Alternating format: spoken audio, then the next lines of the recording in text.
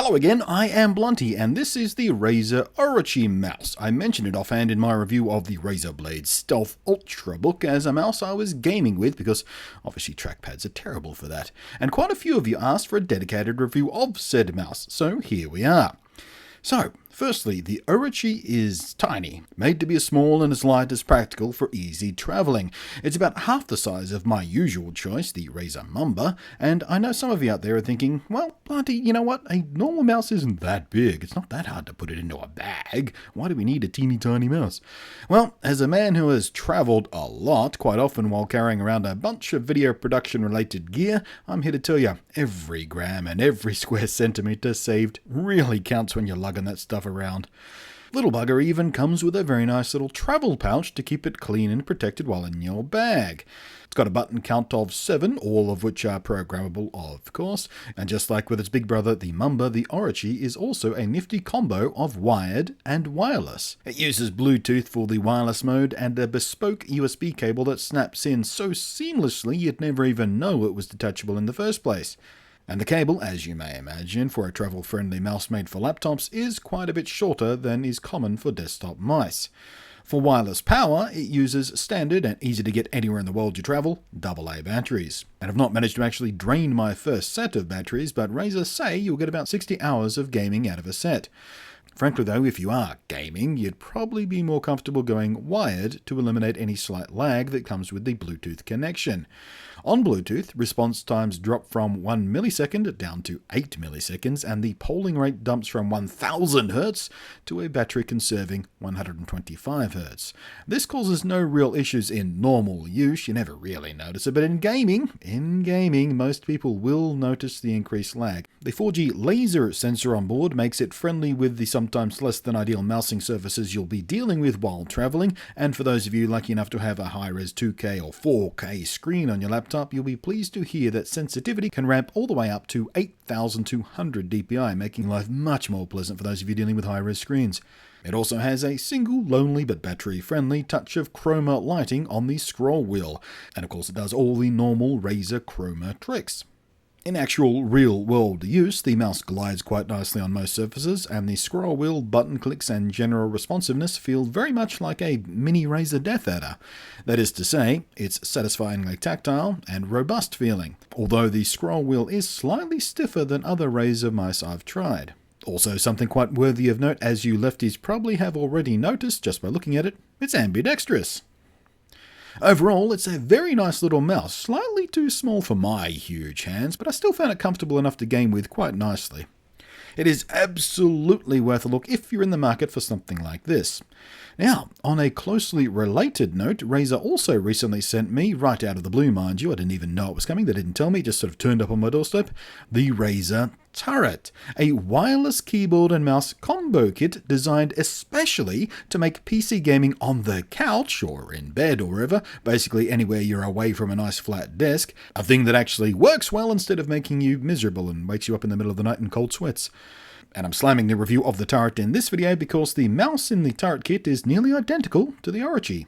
Same size, same general feel, same layout of 7 programmable buttons. The top plate / battery cover looks slightly different, but in most other ways it's basically identical. But being for home use and not travel, it ditches the traveller-friendly AA batteries for a rechargeable lithium-ion one with around 40 hours of life between charges.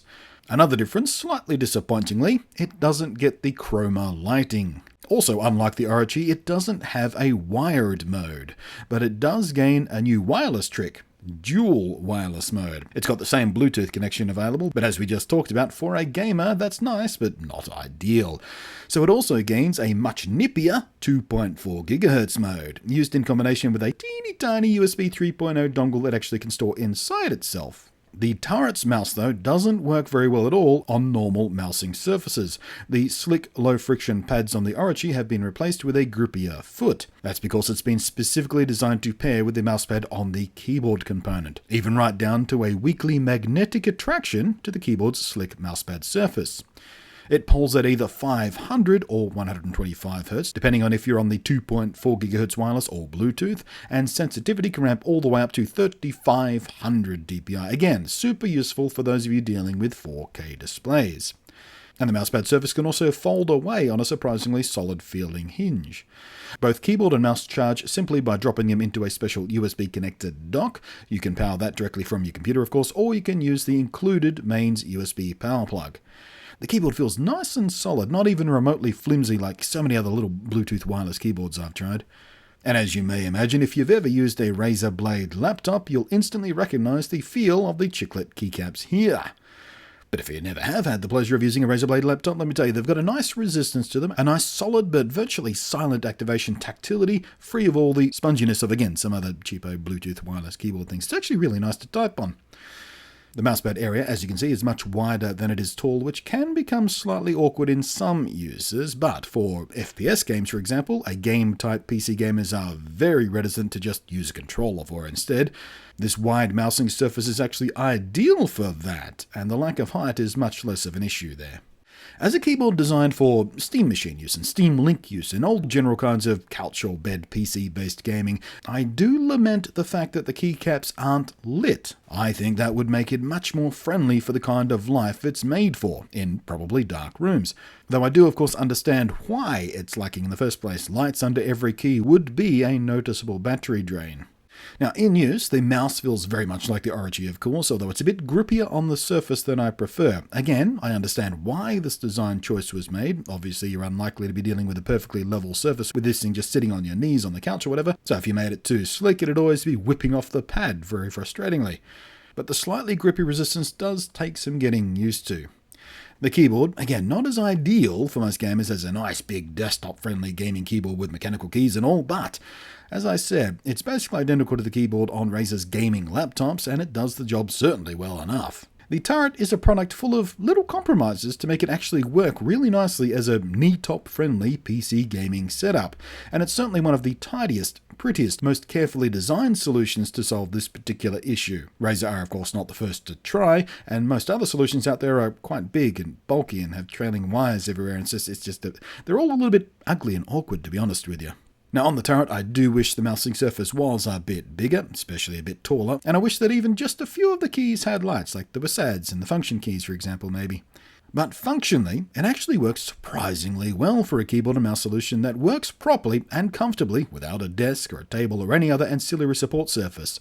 It's small, and light and attractive, even while charging, which is nice for those of you out there with other household members who may object to less tidy solutions to PC gaming in the living room or bedroom. And you know what? I suppose it could also make quite a nice keyboard and mouse set for people who have switched to travelling with tablet-style computers. Be nice to have a proper keyboard mouse with those, especially the ones powerful enough for a bit of gaming, huh? Yeah. So there you go, that's the Razer Orochi and the Razer Turret. Two very interesting, kind of a little bit niche devices from Razer, but for those of you who have the little niche issues that these products solve, well, definitely worth looking at, guys. Thanks for watching. I am Blunty, and I will catch you next time.